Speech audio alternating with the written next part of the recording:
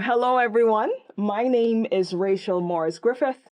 I am the Innovation Program Manager from the Office of Research and Innovation here at Humber College.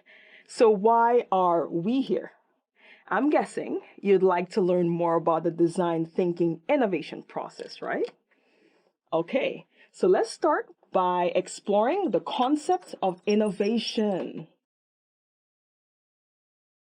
Design thinking is a human-centered design approach to problem solving, which leads to innovation.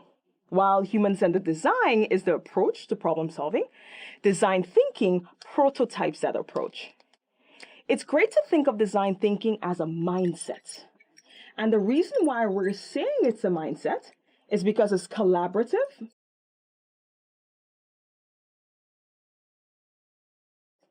it is optimistic, and it's actually experimental.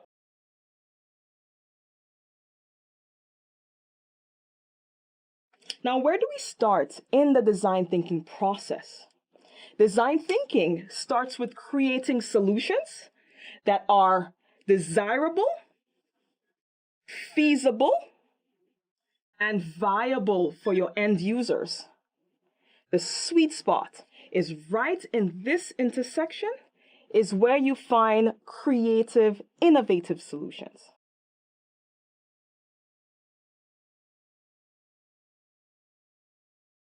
So, would you like to learn more? Visit our website to learn more about our innovation training, which includes design thinking. Looking forward to seeing you there.